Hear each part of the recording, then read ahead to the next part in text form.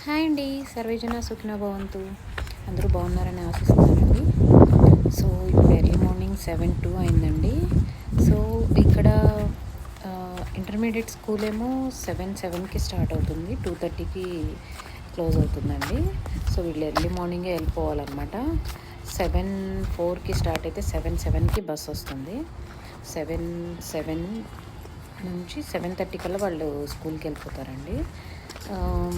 Intermediate school అయిపోయిన తర్వాత junior senior high school వాళ్ళు వెళ్తారు. వాళ్ళకి 7:30 to 3:30 ఉంటుందన్నమాట. ఎలిమెంటరీ స్కూల్ వాళ్ళేమో 8:30కి వెళ్ళి 3:45కి వస్తారనమాట. సో ఇంకా సీనియర్స్ హై స్కూల్ ఉంటుంది కదా, 12th గ్రేడ్ వాళ్ళకి 8:30కి ఉంటుంది.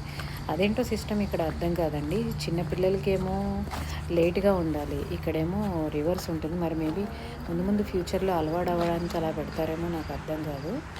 అదొక కల్చర్ షాక్లా అనిపించింది.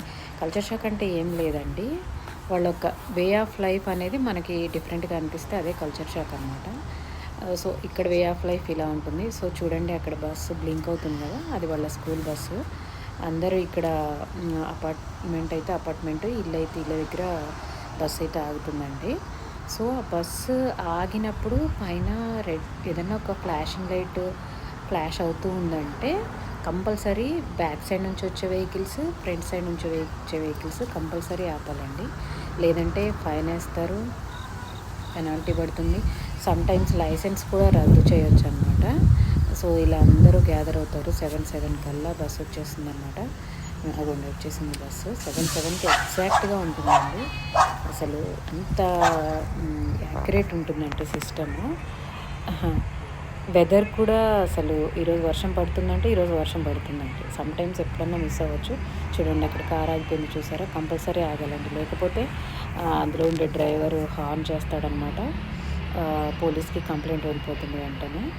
ఇక్కడ కిడ్స్కి చాలా ఇంపార్టెన్స్ ఇస్తారండి. చూడండి, అక్కడ లైట్ ఫ్లాష్ అవుతుంది కదా, ఆ లైట్ ఫ్లాష్ ఆగిపోయేంత వరకు బస్సు కార్ అక్కడ వెయిట్ చేయాలి.